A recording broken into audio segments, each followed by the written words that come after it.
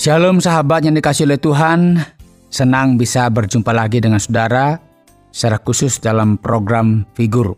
Saudara, Yesus Kristus adalah tokoh sentral dalam kehidupan orang Kristen, dan melalui kehadirannya dalam kehidupan kita telah mengubahkan dunia ini. Dan melalui program ini, saudara akan menemukan banyak kisah, mendapatkan banyak kisah tentang siapakah pribadi ini. Bagaimana sikapnya dalam melihat sebuah permasalahan, bagaimana caranya dia berpikir mengatasi sebuah permasalahan, perasaan pribadinya ketika melihat orang yang kesepian, ditinggalkan dan sebagainya. Dan ini akan kita pelajari dalam program ini. Dan saya berharap saudara akan mendapatkan banyak berkat dari program ini. Dan kiranya melalui kehidupannya, saudara akan diubahkan dan mengubahkan dunia ini. Tuhan memberkati.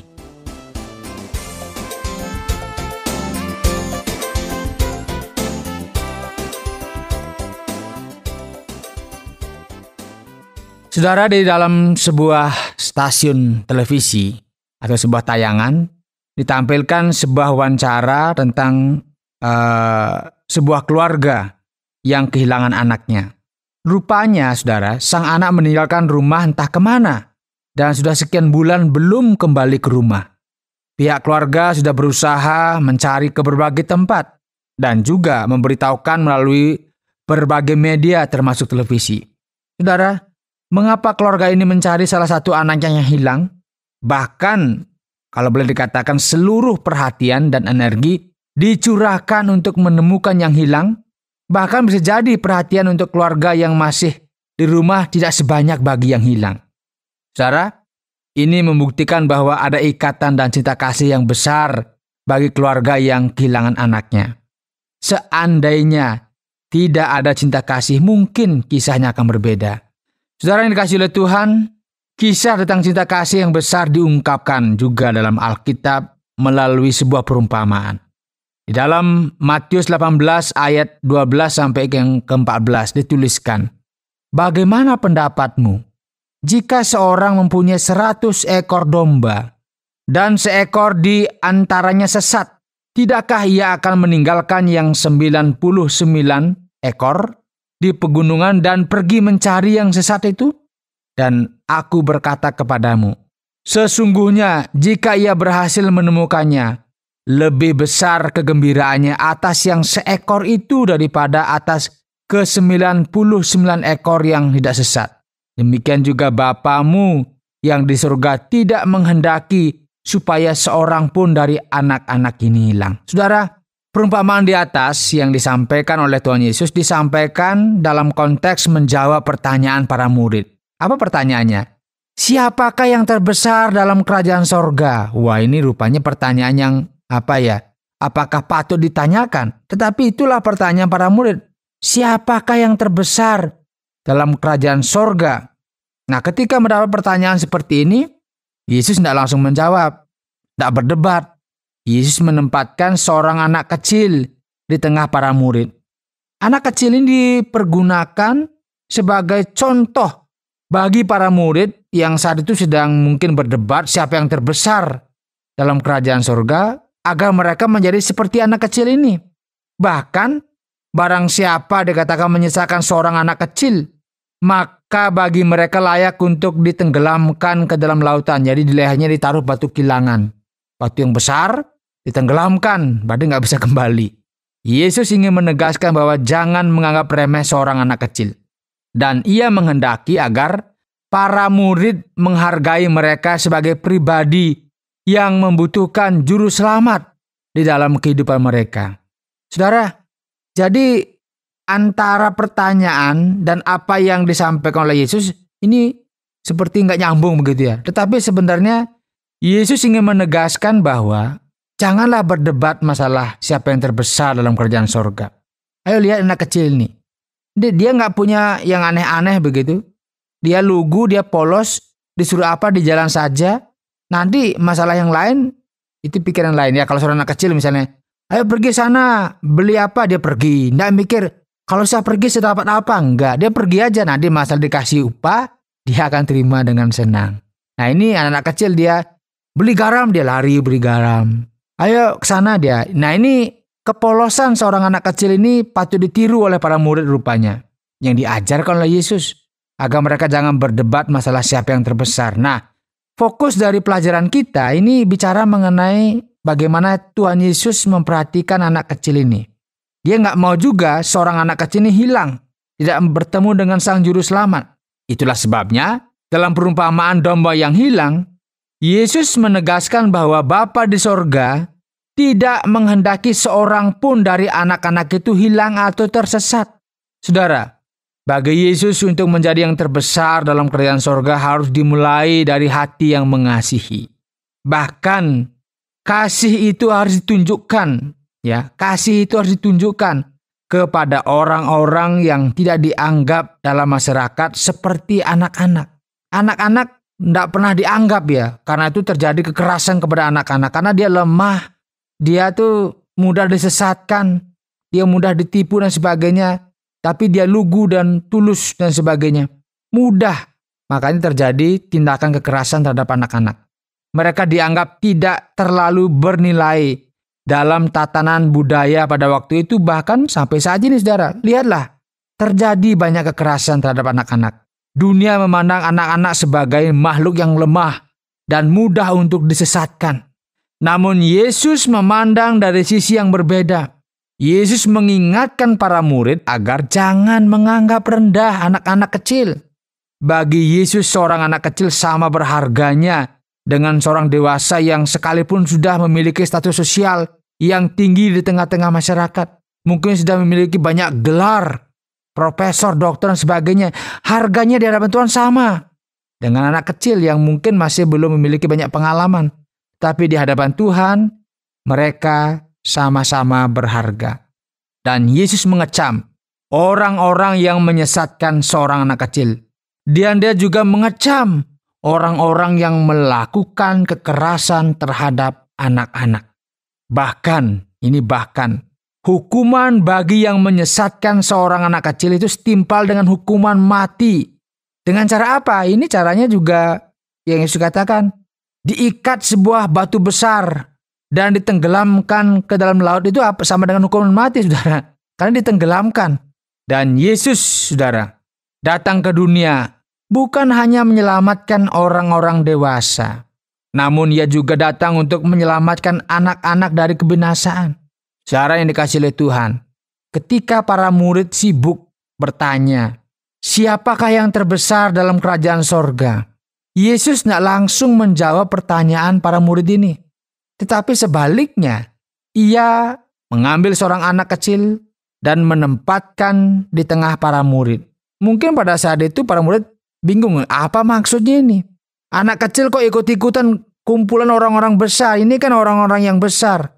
Orang-orang yang yang berharga, yang mereka masih terhormat. Ini anak kecil ini tidak boleh dekat-dekat. Tetapi lihatlah, Yesus justru mengambil seorang anak kecil yang pada masa itu dan juga pada masa kini dianggap tidak terlalu bernilai.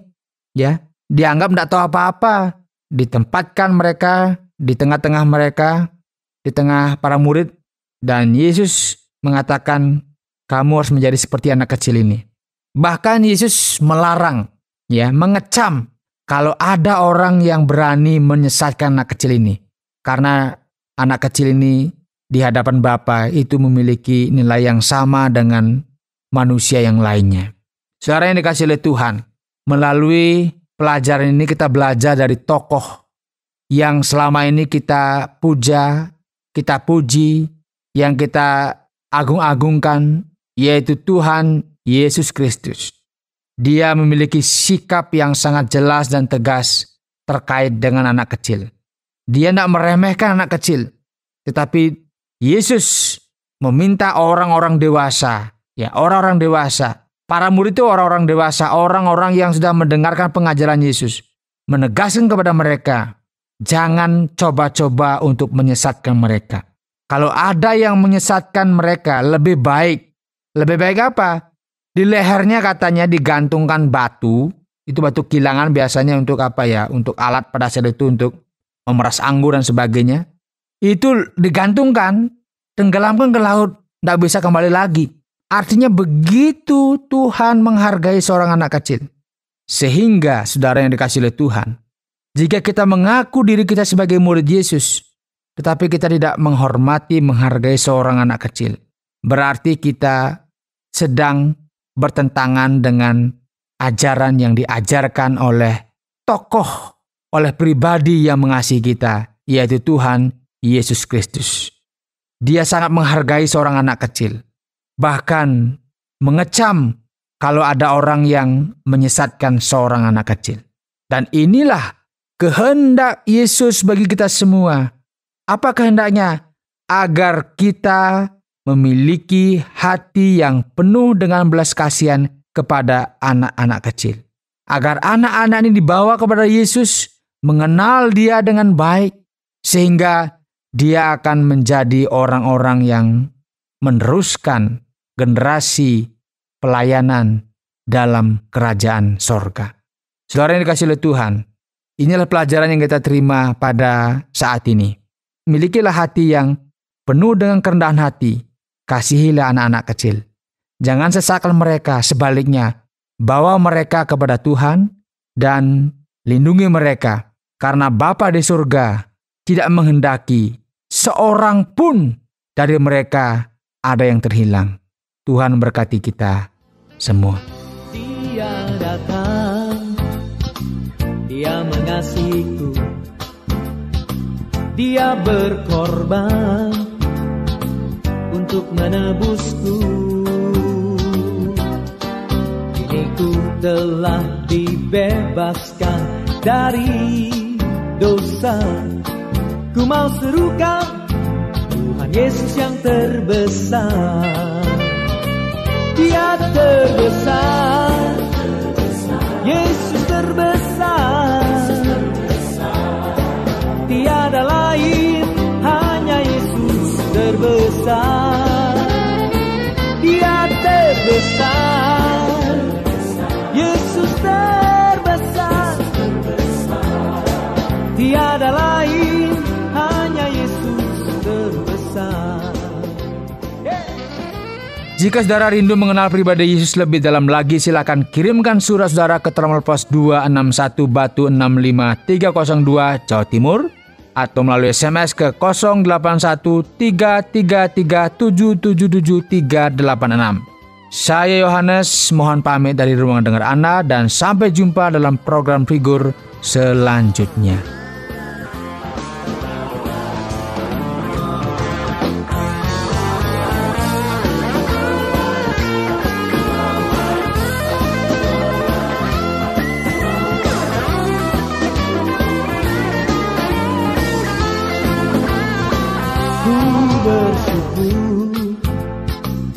Kepadamu Tuhan, ku serahkan seluruh hidupku. Oh, ku ingin hidupku berarti di matamu. Ku mau serukan Tuhan Yesus yang terbesar. Dia terbesar, Yesus terbesar. Tiada lain, hanya Yesus terbesar.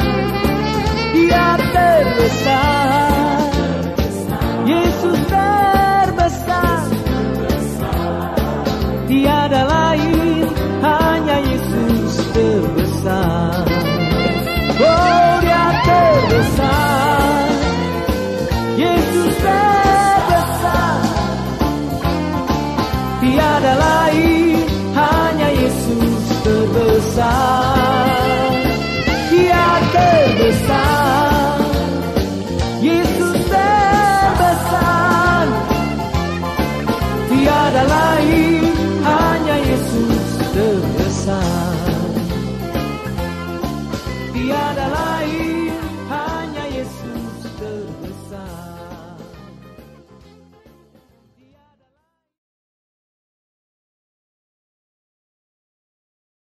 Terima kasih Anda sudah mengikuti program kami. Jika Anda diberkati, jangan lupa like, komen, dan share supaya Anda tidak ketinggalan setiap program terbaru kami.